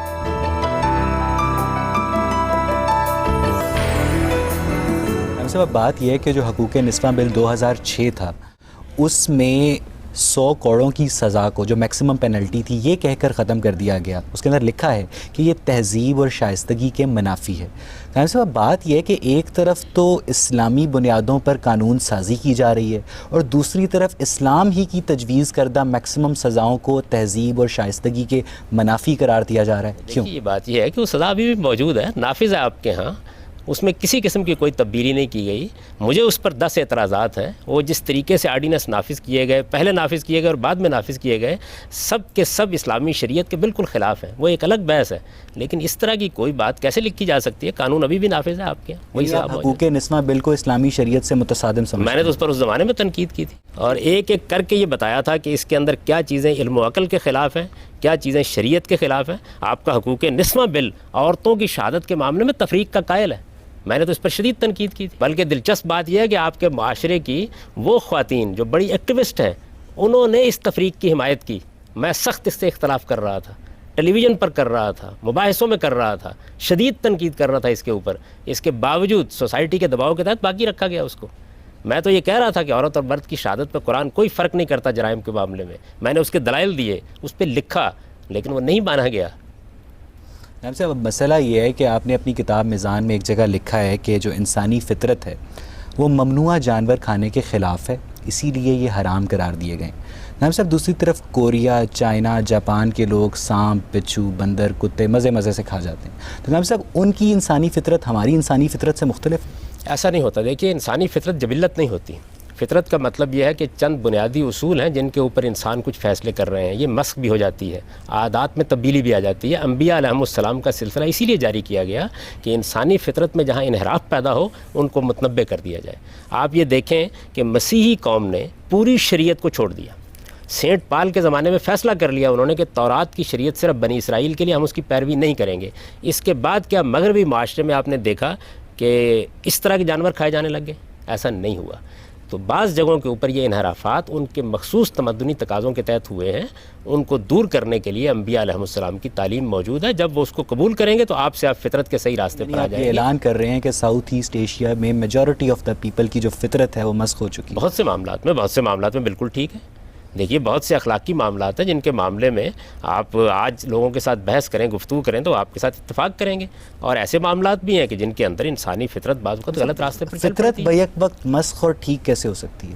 یعنی لین دین کے معاملات وہ صحیح کر رہے ہیں، انسان کو ارادہ کے معاملات وہ صحیح کر رہے ہیں، وہ بھی غلط ہو رہے ہیں، معاملات وہ غلط کر رہے ہیں. دیکھیے، بات یہ بحثیت مجموعی آپ تبصرہ کرتے ہیں نا وہاں سارے لوگ کتے کھانے کے لیے بیٹھے ہوئے ہوتے ہیں اور نہ سارے کے سارے لوگ کم تولنے کے لیے بیٹھے ہوئے ہوتے ہیں. کہیں انحرافات ہو رہے ہوتے ہیں. ان انحرافات کو انحرافات ہی میں رکھ کے دیکھنا چاہیے. اور انبیاء علیہم السلام کی بعثت کا مقصد یہی ہے کہ انسان کے کھانے پینے کو پاکیزہ بنائیں، اس کے بدن کو پاکیزہ بنائیں. میں آپ کو ایسے بہت سے مذہبی گروہ بتاتا ہوں جن میں ہزاروں کی تعداد میں لوگ شامل ہیں. وہ نہانے کو ناجائز سمجھتے ہیں، مٹی مل کر بیٹھے ہوں گے، دونی نما کے بیٹھے ہوں گے، خاک سر پر ڈال کے بیٹھے ہوئے ہوں گے. یعنی ان کے اندر جو بنیادی انسانی نظافت کے احساسات ہیں وہ ختم ہو جاتے ہیں. تو کیا اس کے بعد یہ مان لیا جائے گا کہ نہانا بیوقوفی؟ ایسا اگر آپ کو ایک چائنیز اسکالر یہ کہے کہ آپ کا جو فطرت کا کانسیپٹ ہے وہ اس کے نزدیک مسخ ہے اور اس کی فطرت کا جو کانسیپٹ ہے وہ آپ کے نزدیک مسخ ہے، تو ایک تھرڈ پارٹی آبزرور کس طرح تصفیہ کرے گی؟ اس پر بحث کرنے کی ضرورت کیا ہے؟ میں پہلے اس کو پیغمبر کی تعلیم پیش کروں گا. پہلے اس کو یہ بتاؤں گا کہ خدا کو ماننا کیوں ضروری ہے. میں اس کو یہ بتاؤں گا کہ پیغمبروں کا سلسلہ کیوں ضروری ہے. جب وہ ان سارے مراحل سے گزر کر پیغمبروں کی تعلیمات کی حقانیت کو جان لے گا، اس کے بعد اگلے مراحل طے ہو جائیں گے. یہ تو کوئی کسی آدمی کو بات بتانے کا طریقہ نہیں ہے کہ آپ وہاں سے بات کرنا شروع کر دیں جہاں بھی وہ پہنچا ہی نہیں. تو اس وجہ سے ایک ترتیب کے ساتھ بات اس کے سامنے رکھی جائے گی. ٹھیک.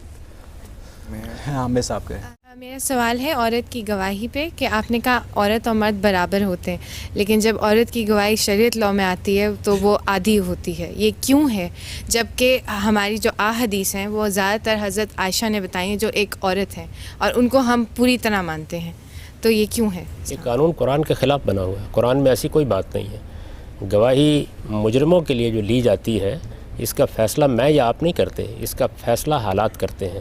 یہ جگہ ڈاکہ پڑا ہے، چوری ہوئی ہے، وہاں کون گواہ ہوگا؟ یہ کوئی مجرم کو نہیں کہا جا سکتا کہ آپ اگر ڈاکہ ڈالنے کے لیے آئیں تو آپ ایک مرد اور 2 عورتوں کو لے کے آئیے گا. اس طرح کے موقعوں کے اوپر سرکمسٹانشل ایویڈنس ہوتا ہے. انگلیاں آج تو گواہی دے رہی ہیں، کیمرہ گواہی دے رہا ہے اور بے شمار چیزیں ہیں. تو اسلام نے ایسی کوئی پابندی نہیں لگائی. عدالت سے بھی کوئی تعلق نہیں ہے اس بات کا کہ وہاں کیا گواہ مانا جائے گا کیا نہیں مانا جائے گا. قاضی کا کام ہے کہ وہ یہ فیصلہ کرے. ہو سکتا ہے کسی معاملے میں بچے کی گواہی قبول کر لے، ہو سکتا ہے کسی معاملے میں 10 مردوں کی گواہی کو رد کر دے. اس پر کوئی پابندی نہیں ہے. وہ قرآن میں جو آیت ہے اس کا بالکل موقع و محل دوسرا ہے. اس میں لین دین کرنے والوں کو یہ کہا گیا ہے کہ تم اگر کوئی لین دین کی دستاویز لکھ رہے ہو، کوئی قرض لیا آپ نے، کوئی مکان خریدا ہے، تو اس میں مردوں کو گواہ بناؤ تاکہ گھر در کی عورتیں کل عدالت میں جا کر مسئلے کو خراب نہ کریں. اس کا کوئی تعلق سرے سے لا آف ایویڈنس سے ہے ہی نہیں, عدالت سے بھی نہیں.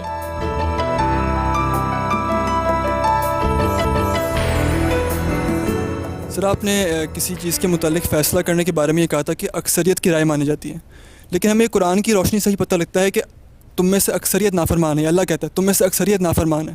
تو اس طرح تو خدا کا جو خدا چاہتا ہے وہ تو ہم نہیں اچیو کر سکتے نا, مطلب یہ صرف ہماری اکثریت جو ہوگی وہ اس کو مان لے گی. یہ عزیزم دو بالکل الگ الگ باتیں ہیں. ایک چیز یہ ہے کہ اکثریت کسی مذہب کے بارے میں, خدا کی ہدایت کے بارے میں کیا فیصلہ کرتی ہے, اور ایک چیز یہ ہے کہ مسلمان کسی علاقے میں موجود ہیں, انہوں نے اللہ کو مانا, اللہ کے پیغمبر کو مانا, اب انہوں نے ایک نظم اجتماعی بنانا ہے, اس میں ان کی پارلیمنٹ وجود میں آئی ہے, اس میں فیصلے کس بنیاد پر ہوں گے.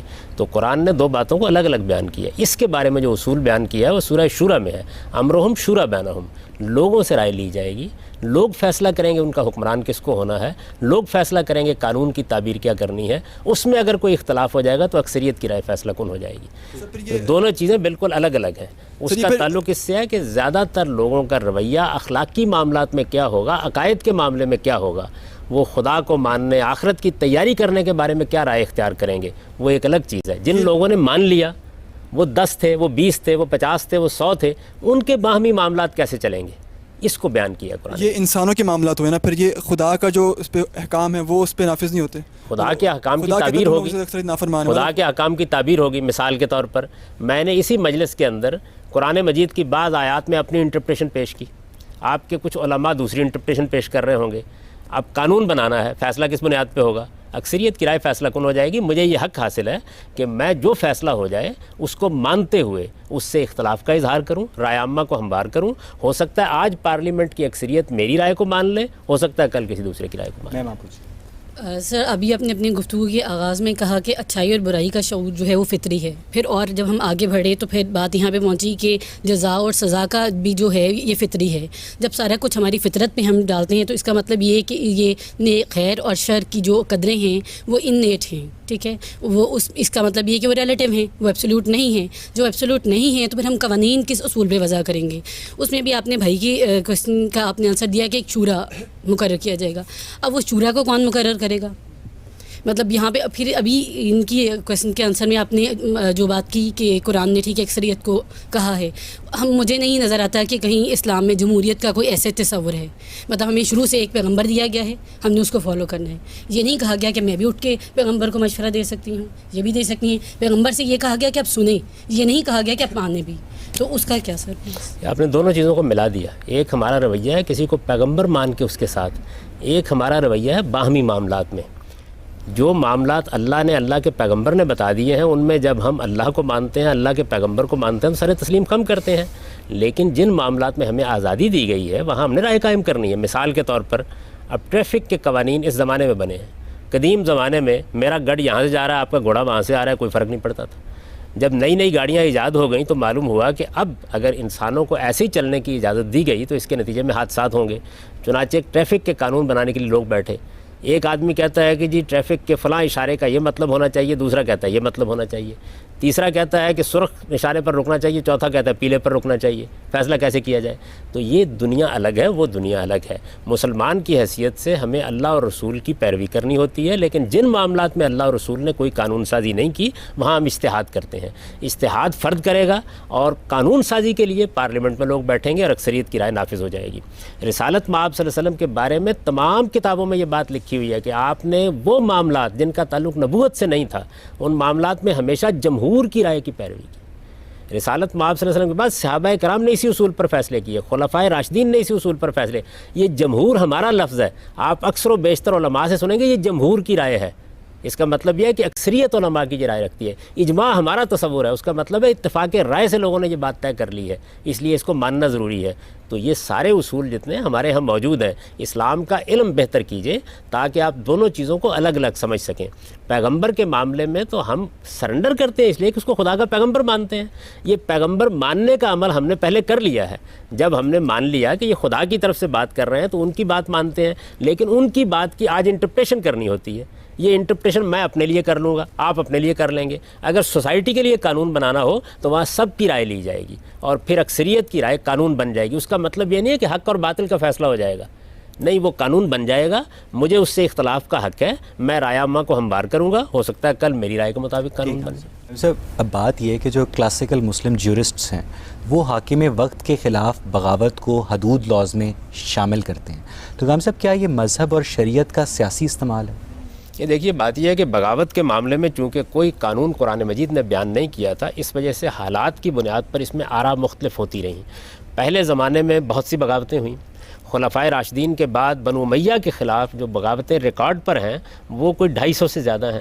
اتنی زیادہ بغاوتیں جب ناکام ہو گئیں تو پھر ہمارے جیورسٹ نے یہ فیصلہ دیا کہ اس کے نتیجے میں صالحین دنیا سے ختم ہو رہے ہیں اور بار بار انارکی پیدا ہوتی ہے, تو بغاوت کا طریقہ اختیار نہ کیا جائے بلکہ تنقید کر کے اصلاح کرنے کا طریقہ اختیار کیا جائے. یہ بالکل ایک مصلحت پر مبنی چیز ہے, حالات کے ساتھ اس میں تبدیلی ہو سکتی ہے. قرآن مجید نے اس کو موضوع نہیں بنایا, اصولی بات یہ کر دی ہے کہ کسی معاملے میں بھی اگر آپ کو اپنی کوئی رائے دینی ہے تو اپنی رائے دیجیے, لیکن دوسروں پر اپنی رائے ٹھونسنے کی کوشش نہ کیجیے. اور اگر کسی نظام کے اوپر لوگوں کا اتفاق ہو جاتا ہے تو کوئی شخص اس نظام کو برباد کرنے کی کوشش. قرآن مجید قتل کے لیے 5 شرائط بیان کرتا ہے, ان میں بغاوت بھی شامل ہے. جو 5 جرائم بیان کیے گئے جی نہیں, ان میں بغاوت شامل نہیں ہے, ان کے اندر فساد فعل شامل ہے. تو اس کو ہم بغاوت کے ساتھ انٹرپریٹ کر کے اس کو بھی بغاوت کو بھی بعض موقعوں پر ایسے ہو سکتا ہے کہ بغاوت فساد فعل کی صورت اختیار کر لے, تو ظاہر ہے کہ یہ فیصلہ جو ہے یہ قانون اور عدالت میں ہو جاتا ہے. بعض موقعوں کے اوپر بغاوت کو آپ فساد فی الارض کے ذیل میں لا سکتے ہیں, بعض موقعوں پر نہیں لا سکتے. مسلم سلاطین کے پاس شریعت ایز اے ٹول آ گیا اپنی پبلک کو کنٹرول کرنے کے لیے. جہاں تک حکمرانوں کا تعلق ہوتا ہے وہ ہر چیز کو استعمال کرتے ہیں. انہوں نے فلسفے کو استعمال کیا, انہوں نے حکمت کو استعمال کیا ہے, وہ جدید دور میں بعض افکار کو استعمال کر رہے ہیں, وہ مذہب کو بھی غلط استعمال کر سکتے ہیں. لیکن جو چیز انسانوں کی رہنمائی کے لیے دی گئی ہے اس سے رہنمائی پانے کے لیے آپ کی نیت اور آپ کے ارادے کا صحیح ہونا ضروری ہے, اور اس کے لیے لوگوں کو توجہ دلانی چاہیے. استعمال تو کسی بھی چیز کو غلط کیا جا سکتا ہے. اسلام نے نکاح کا قانون بنایا, طلاق کا قانون بھی بنایا. طلاق کا قانون اس لیے بنایا تاکہ اگر میاں بیوی نہ رہ سکیں تو آزادی کی راہ کھل جائے. قانون تو بڑا حکیمانہ ہے. ایک آدمی صبح شادی کرے, شام کو ایک عورت کو طلاق دے دے, اس کے بعد اگلے دن ایک عورت سے شادی کر لے اور روز یہی کام کرتا چلا جائے, تو یہ شریعت کا منشا ہوگا. یہ قانون سے کھیلنا ہے, تو قانون سے کھیل تو کوئی بھی سکتا ہے.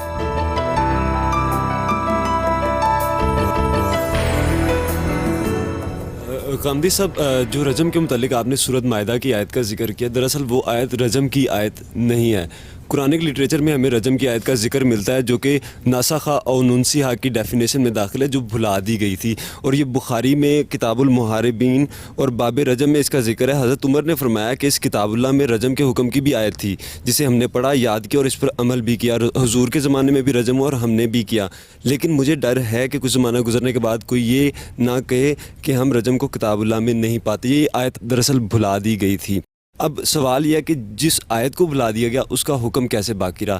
آپ یہ بات غلط کہہ رہے ہیں کہ جو زنا بالجبر ہے اس کی سزا رجم ہے. جتنی بھی سزائیں نبی کے دور میں رجم کی دی گئی ہیں وہ زنا بالرضا پہ دی گئی ہیں. کوئی تفسیر پڑھیں, جتنے واقعات بیان کیے گئے ہیں رجم کے وہ سارے کے سارے زنا بالرضا ہیں. پر تفصیلی بحثیں کی ہیں. میری کتاب برہان میں ان میں سے ایک ایک روایت پر تبصرہ کیا گیا ہے. میں ایک سادہ سا سوال پوچھتا ہوں, ماعز کے رجم کا واقعہ ہوا, جس عورت سے بدکاری کی گئی تو اسے کیا سزا دی گئی؟ آپ اس کا نام جانتے ہیں کیا؟ آپ کا قانون یہ ہے کہ زنا بالرضا ہو جائے تو صرف مرد کو سزا دی جاتی ہے, لیکن اس نے تو خود کنفیس کیا تھا نا. میں نے اس کے اوپر بحث کر کے بتایا ہے کہ وہ کس طرح پکڑا ہوا آیا تھا, ان روایات کو بیان کیا ہے. صرف یہی مجھے بتا دیجئے کہ وہ عورت کہاں تھی. اس عورت کا نام مہیرہ تھا. رسالت باب صلی اللہ علیہ وسلم نے اس کو بلایا, اس کے سر پر ہاتھ رکھا اور شفقت کے ساتھ اس کو واپس بھیج دیا, اس لیے کہ زنا بالجبر کا واقعہ تھا. جب ماعز کا رجم ہوا ہے تو اس کے بعد حضور نے خطبہ دیا اسی دن, اور یہ کہا ہے کہ ہمارے ہاں ایسے لوگ رہے ہیں کہ جو جب ہم غزووں کے لیے نکل جاتے تھے اور جو الفاظ استعمال کیے میں ان کا ترجمہ نہیں کر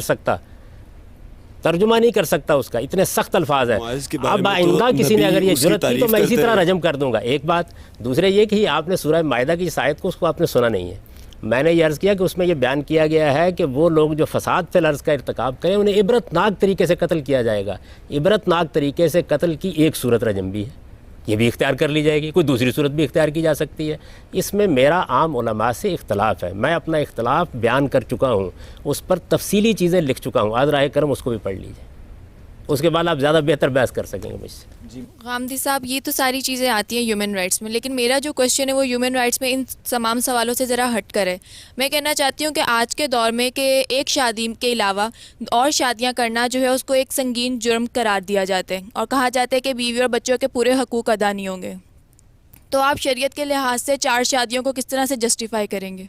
دیکھیے پہلے تو یہ سمجھ لیجئے کہ ایک سے زیادہ شادی کرنا شریعت کا موضوع ہی نہیں ہے. شریعت نے اس معاملے میں کوئی پابندی نہیں لگائی.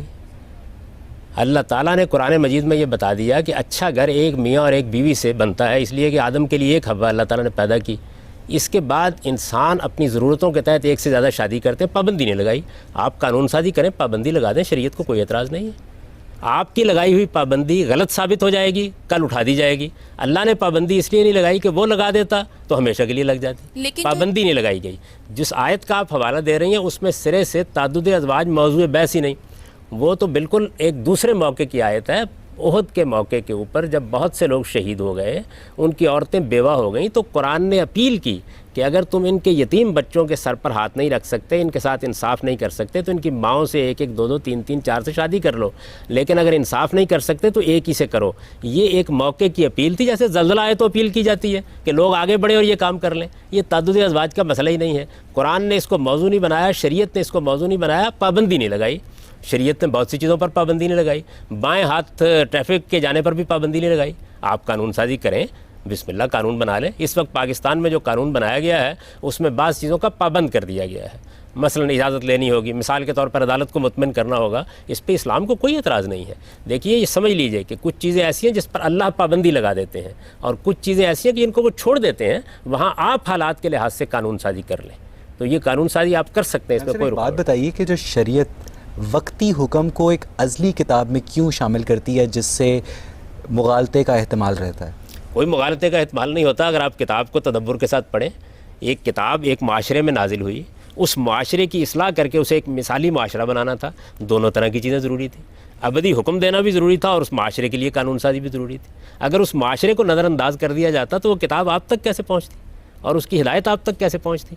ایک وہ احکام تھے جو اس سوسائٹی کو سامنے رکھ کر اس وقت کی صورتحال کے لحاظ سے احکام تو سیپریٹلی بھی امپلیمنٹ کیے جا سکتے تھے. ان کو ایک ازلی کتاب میں شامل کیے بغیر بھی اس معاشرے کی اصلاح کی جا سکتی. اس سے عظیم حکمت سامنے آئی. اس سے معلوم ہوا کہ اگر دوبارہ کسی معاشرے کے اندر آپ خدا کے دین کو نافذ کریں گے تو کس ترتیب سے نافذ کریں گے، کن چیزوں کا خیال رکھیں گے. وہ حکمت ہم تک منتقل کیسے ہوتی؟ وہ پوری کی پوری تاریخ محفوظ کر دی گئی کہ اس میں ان چیزوں کا لحاظ رکھا گیا ہے. سوسائٹی کے اندر یہ چیزیں روبہ عمل کی گئیں. چنانچہ آپ دیکھیے، میں نے آپ کو بتایا ہے کہ روزے کے معاملے میں پہلے جو رعایت دی گئی وہ بھی قرآن میں نقل ہوئی ہے، اور اس کے فوراً بعد نیچے بتا دیا گیا کہ اب یہ رعایت ختم کر دی گئی ہے. اس سے در حقیقت تشریع کی، شریعت کی اور شریعت کے نفاذ کی حکمت قرآن نے واضح کر دی. صاحب ان حکمتوں کو امپلیمنٹ کر کے کیوں مسلمان ایک مثالی معاشرہ نہیں کریٹ کر پائے؟ مسلمانوں نے 1000 سال تک دنیا پر حکومت کی، ایک معاشرہ بنایا، اس کے بعد زوال. تو صرف اور صرف ملوکیت کی حکومت تھی، اس میں اسلام کا دور دور تک کوئی تعلق نہیں. آپ معاشرے کو صرف سیاست کے حوالے سے کیوں دیکھتے ہیں؟ اگر کسی معاشرے کے اندر حکومت کی سطح پر خرابی پیدا ہو گئی ہے تو کیا معاشرہ سارا کا سارا ختم ہو گیا؟ میں آج آپ سے پوچھتا ہوں، کتنے لوگ ہیں، کروڑوں کی تعداد میں ہیں، جو خلوت میں بیٹھے ہوتے ہیں، جن کو کوئی دیکھنے والا نہیں ہوتا. وہ اس لیے بدکاری نہیں کرتے کہ ان کا خدا دیکھ رہا ہوتا ہے، اس لیے شراب نہیں پیتے کہ ان کا خدا دیکھ رہا ہوتا ہے. تو خدا کی بادشاہی قائم ہے، آپ اس کو صرف سیاست کے حوالے سے کیوں دیکھتے ہیں؟ یہ انتہائی سزاؤں کو جو دیا جاتا ہے وہ عبرت کا نشان بنانے کے لیے مجرم کو دیا جاتا ہے. کیا اس میں اس بات کا امکان موجود نہیں ہے کہ مجرم جو ہے وہ مظلوم بن جائے عبرت کا نشان بننے کی بجائے؟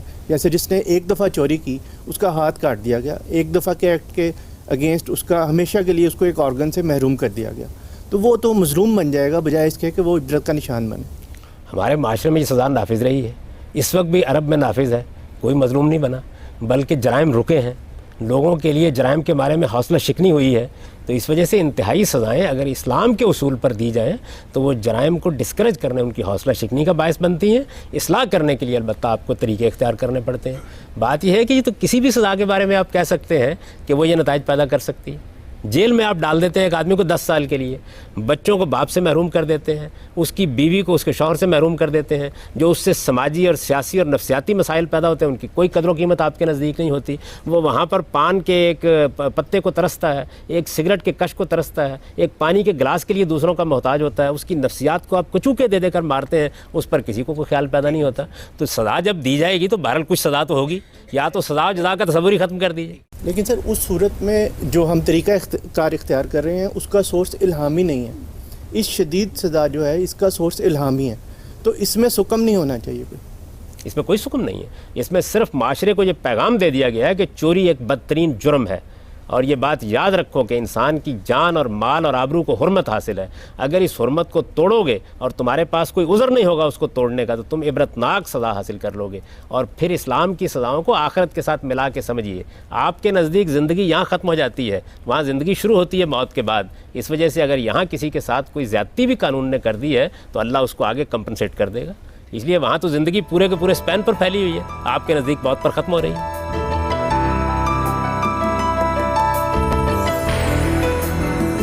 غامدی صاحب، ایک طرف تو آپ یہ کہتے ہیں کہ ہمارے علماء سے آپ اختلاف رکھتے ہیں اور اس کو اپنی کتابوں میں بھی لکھا ہے.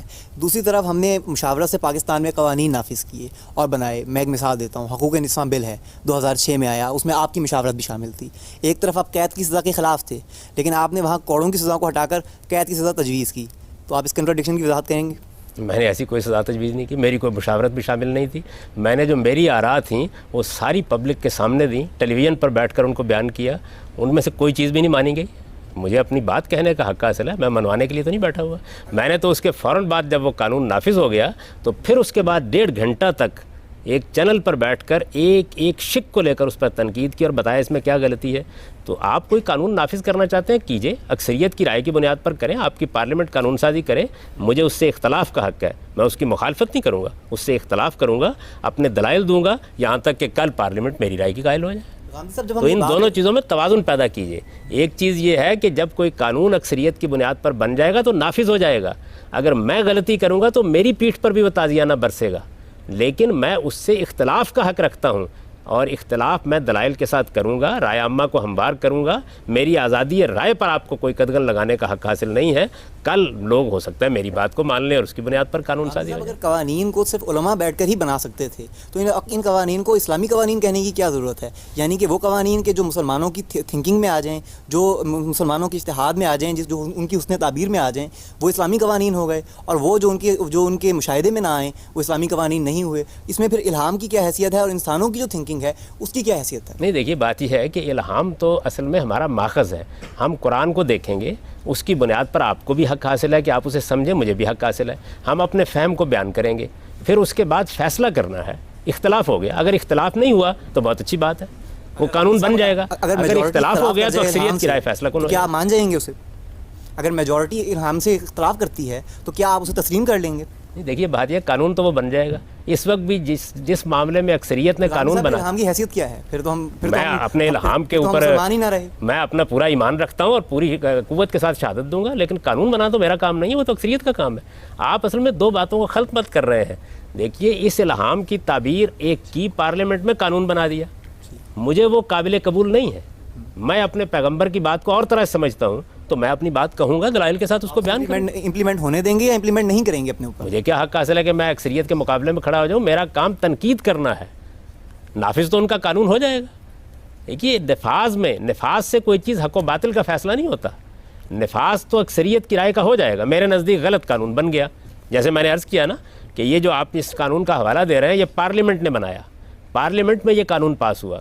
میرے نزدیک وہ قانون غلط تھا. قانون نافذ ہے, جب کبھی عدالت میں مقدمہ چلے گا, میرے خلاف چلے گا, تب بھی وہ قانون مجھ پر بھی نافذ ہو جائے گا خدا نخواستہ. لیکن میں اس پر تنقید کا حق رکھتا ہوں. وہ تنقید میں نے اس وقت بھی کی, میں آج بھی کر رہا ہوں, میں کل بھی کروں گا. اور مجھے اگر جان دینی پڑی اس تنقید کے لیے تو میں جان دے دوں گا, اس لیے کہ مجھے میرے پیغمبر نے یہ بتایا ہے کہ ایک جابر سلطان کے سامنے کلمہ حق کہتے ہوئے آپ جان بھی دیتے ہیں. تو میرا کام تنقید کرنا ہے, نہ کہ انارکی پیدا کرنا ہے. یعنی آپ میری پیٹھ پر کوڑا برسائیے, لیکن مجھے تختہ دار پر بھی کہنے کا حق دیجئے کہ آپ کا قانون غلط ہے, اور یہ میں کہوں گا. غامدی صاحب, بات یہ ہے کہ جو حدود لاز اور وومن پروٹیکشن بل میں جو شرعی قوانین ہیں وہ نہ صرف ریاست کے مسلم شہریوں پہ ان کا نفاذ ہوتا ہے بلکہ ریاست کے غیر مسلم شہریوں پر بھی ان کا نفاذ ہوتا ہے. تو کیا آپ کے خیال میں یہ درست ہے؟ یہ بات یہ جی, غیر مسلم شہریوں کو حق حاصل ہے کہ وہ کسی قانون سے جو مذہبی قانون ہو استثناء کا مطالبہ کریں. میرے نزدیک وہ کیوں مطالبہ کریں؟ کیا ان لوگوں کو نہیں چاہیے کہ وہ اپنی شریعت کا جو غیر مسلموں پہ اطلاق کریں ہی نا؟ جب پارلیمنٹ میں قانون زیر بحث ہوتا ہے وہاں غیر مسلم بھی ہوتے ہیں, اقلیتوں کے نمائندے بھی ہوتے ہیں, ان کو حق حاصل ہے. وہاں اپنے سیاسی مفادات ہوتے ہیں. دیکھیے, بات یہ ہے کہ پارلیمنٹ میں ہر ایک کے سیاسی مفادات ہوتے ہیں.